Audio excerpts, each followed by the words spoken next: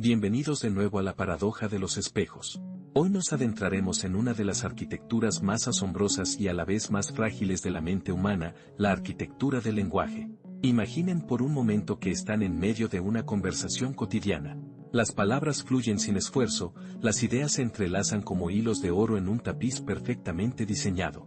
Pero, de repente, ese tapiz se desgarra sin previo aviso. Las palabras, esas herramientas precisas que utilizamos para moldear nuestra realidad y conectar con otros seres humanos, se convierten de pronto en fantasmas, en ecos ininteligibles que rebotan dentro de su propia mente. A lo largo de nuestros encuentros anteriores hemos visto cómo el cerebro es capaz de construir nuestra realidad visual o incluso cómo manipula nuestra percepción del tiempo. Pero hoy debemos hacernos una pregunta mucho más profunda. ¿Qué sucede cuando la propia esencia de nuestra comunicación se desvanece? Piensen en lo que significa intentar decir la palabra mesa y que de su boca solo salga un sonido irreconocible, o lo que se siente al intentar leer un libro y descubrir que las letras forman un muro de garabatos sin ningún significado. Esto no es una premisa de ciencia ficción, es la dura y desconcertante realidad de la afasia. Para entender la magnitud de este trastorno, consideren el caso de Daniel.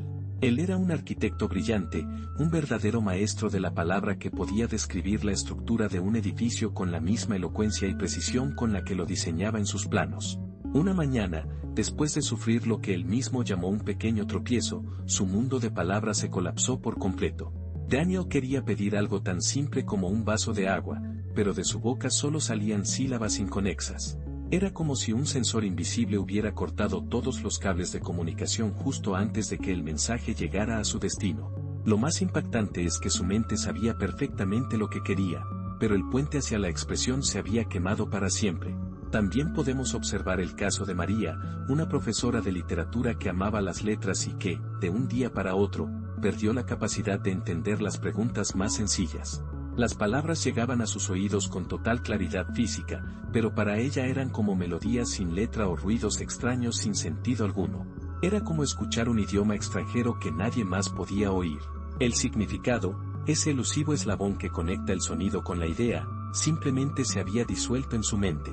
Para María era como si su cerebro recibiera una carta importante, pero la tinta estuviera borrosa y todas las frases se encontraran mezcladas, siendo totalmente imposibles de descifrar. Estos casos no son situaciones aisladas, sino ecos de una batalla silenciosa que se libra en las profundidades de nuestro cerebro. Es como si el director de orquesta de nuestro lenguaje, ese genio interno que organiza cada sílaba, cada regla gramatical y cada significado, hubiera desaparecido de repente. Al irse, deja tras de sí un caos de instrumentos desafinados. La capacidad de nombrar un objeto, de describir un sentimiento o de entender una orden simple puede volverse una tarea monumental, una escalada imposible en un muro de silencio y confusión absoluta. En este estado, la frustración se convierte en un veneno lento. Es la sensación asfixiante de estar atrapado en su propia mente, siendo incapaz de tender un puente de comunicación hacia los demás. Nos preguntamos entonces qué fuerza invisible puede desmantelar una habilidad tan fundamental e intrínseca a nuestra humanidad. ¿Cómo y por qué el cerebro permite que esta torre de Babel interna se derrumbe, revelando el delicado andamiaje sobre el que se construye nuestra comprensión del mundo? Prepárense para explorar hoy las ruinas de este templo del pensamiento y descubrir los secretos de su reconstrucción, porque aunque las palabras pueden fallar, la historia de la mente nunca lo hace. Para comprender este fenómeno debemos aclarar que la afasia no es una enfermedad en sí misma, sino el síntoma de un daño específico en las áreas del cerebro que controlan el lenguaje. Imaginen el cerebro como una vasta y compleja ciudad que tiene su centro de planificación, sus fábricas de producción, sus bibliotecas de conocimiento y sus redes de comunicación. Esta ciudad posee carreteras y autopistas que lo conectan todo. Cuando una de estas infraestructuras vitales sufre un impacto, el sistema entero puede tambalearse. La causa más común de la afasia es el accidente cerebrovascular o ictus, lo que coloquialmente conocemos como un derrame cerebral. Es como si un apagón masivo afectara una parte crucial de la ciudad, interrumpiendo el suministro de energía, que en este caso es la sangre y el oxígeno, a los edificios clave del lenguaje. Sin embargo, existen otras causas como los golpes severos en la cabeza, los tumores cerebrales o las enfermedades neurodegenerativas. Estas últimas actúan como un desgaste lento y corrosivo en las estructuras cerebrales, borrando poco a poco los letreros de las calles y los índices de las bibliotecas mentales. Debemos entender que no todas las afasias son iguales, ya que se presentan como un espectro, un degradado de dificultades donde cada caso es un laberinto único. Podemos pensar en ello como diferentes fallos en una compleja máquina o como un rompecabezas al que le faltan piezas específicas pero vitales. Existen dos tipos principales que nos permiten entender mejor dónde se produce la rotura del sistema. El primero es la llamada afasia de Broca, también conocida como la palabra bloqueada. Imaginen que ustedes quieren construir una frase. Las ideas están presentes en su mente y los ladrillos de las palabras están listos para usarse, pero la maquinaria que debe ensamblarlos para construir el muro de la frase se ha averiado. Esta es la esencia de la afasia de Broca, nombrada así por el neurólogo francés Paul Broca. En el siglo XIX, él identificó una región en el lóbulo frontal izquierdo del cerebro como una pieza crucial para la producción del habla. Esta área es como la fábrica de articulación de la ciudad del lenguaje, el centro de ensamblaje final donde los pensamientos se transforman en sonidos audibles. Las personas que viven con afasia de Broca tienen grandes dificultades para hablar con fluidez. Sus frases son cortas, entrecortadas, con pausas muy largas y requieren un esfuerzo físico y mental titánico. Es como si cada palabra fuera una pequeña roca que deben mover con dificultad, o un coche que se atasca en cada bache de la carretera. A menudo omiten palabras pequeñas como artículos o conjunciones, utilizando un estilo que los expertos llaman telegráfico. Un paciente podría decir frases como agua, yo, beber, en lugar de decir quiero beber agua. Es como si el cerebro solo pudiera enviar los mensajes más esenciales, eludiendo la gramática que da fluidez y matices a lo que decimos. Lo más paradójico y frustrante es que su comprensión del lenguaje suele estar relativamente intacta. Ellos entienden perfectamente lo que se les dice y saben lo que quieren expresar, pero simplemente no pueden ensamblar las palabras. Es la angustia de tener la idea clara en la mente mientras un muro invisible bloquea la salida. Por otro lado, tenemos la afasia de Wernicke, que representa el significado perdido. Aquí ocurre lo contrario.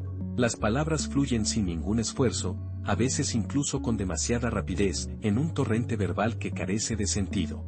Esto sucede cuando la biblioteca de significados o el centro de decodificación del lenguaje está dañado.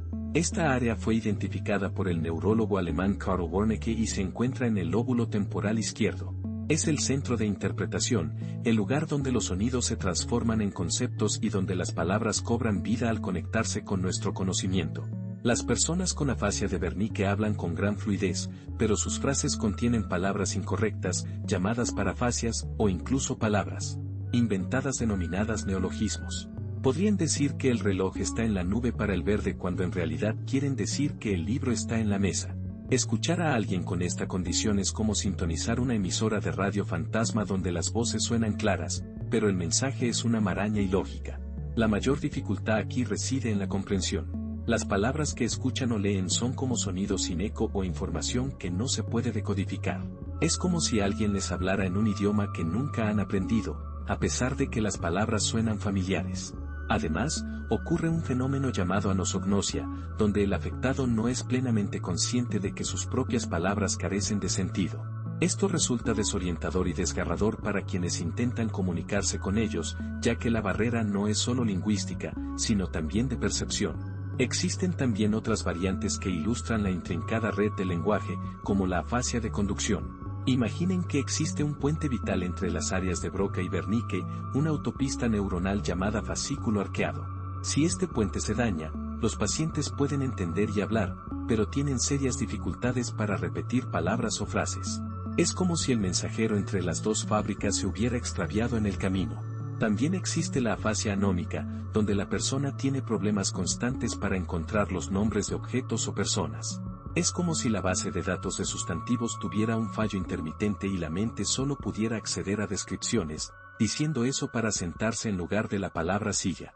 Finalmente, la afasia global es la más devastadora, pues tanto la producción como la comprensión del lenguaje están severamente comprometidas, como si la ciudad del lenguaje hubiera sido arrasada por un cataclismo. Para entender por qué la afasia es tan impactante, debemos vislumbrar la maravilla de cómo el cerebro maneja el lenguaje habitualmente. No es un simple interruptor de encendido y apagado, sino una orquesta sinfónica de regiones trabajando en perfecta armonía. El proceso comienza cuando escuchamos una palabra. El sonido viaja primero a la corteza auditiva primaria, que funciona como el puesto de escucha inicial para procesar tonos y volúmenes. Luego, Esta información se dirige al área de Wernicke para ser decodificada. Aquí el cerebro busca en su inmensa base de datos y conecta el sonido con la idea que representa, funcionando como un bibliotecario experto. Si queremos responder, la idea de esa respuesta se forma en varias áreas del cerebro reuniendo la información necesaria. Luego, el área de Wernicke ayuda a seleccionar las palabras adecuadas y el orden gramatical en una fase de planificación. Esta plantilla de la frase viaja a través del fascículo arqueado hasta el área de Broca, que traduce el plan en instrucciones motoras precisas para la boca, la lengua y las cuerdas vocales. Finalmente, la corteza motora envía las órdenes finales a los músculos para que pronunciemos las palabras. Este proceso ocurre en milisegundos y es una danza que damos por sentada, pero la afasia expone su fragilidad. Sin embargo, hay una chispa de esperanza llamada plasticidad cerebral. Nuestro cerebro no es una máquina estática, sino un jardín que puede hacer crecer nuevas sendas incluso después de un incendio. La terapia del lenguaje juega un papel crucial en la rehabilitación, ayudando a los pacientes a reaprender a comunicarse. Los terapeutas actúan como guías que trazan nuevas rutas para llegar al mismo destino comunicativo a través de la paciencia y la repetición. Se utilizan métodos como la repetición de palabras, el uso de imágenes, tarjetas y tecnología avanzada como dispositivos de comunicación aumentativa. La idea es estimular las áreas funcionales restantes y fomentar la reorganización neuronal. En algunos casos, áreas del cerebro que antes se dedicaban a la música o al cálculo empiezan a aprender a fabricar palabras para ayudar al sector dañado. Aunque la recuperación es un proceso largo y arduo, muchos logran mejorar significativamente y reconectar con el mundo. Debemos recordar que la afasia no borra la inteligencia ni la personalidad del individuo, solo afecta la forma en que éstas se expresan. Esta condición nos muestra la increíble resiliencia de la mente humana. Las palabras son mucho más que sonidos, son los puentes que construimos hacia los demás y las herramientas con las que esculpimos nuestra identidad. Cuando esos puentes caen, la mente busca incansablemente nuevas formas de reconstruirlos para navegar por el océano de la comunicación. La próxima vez que pronuncien una palabra, piensen en la milagrosa complejidad que hay detrás y en el esfuerzo de aquellos que luchan por recuperar ese regalo. Cada palabra es un testimonio de la intrincada obra de arte que es el cerebro humano, un rompecabezas siempre en construcción y reconstrucción. Si te ha gustado este viaje por las profundidades de la mente, no olvides suscribirte al canal para seguir explorando juntos los misterios de nuestra existencia. Mira el video completo en mi canal. Para más información entra en minrora.com.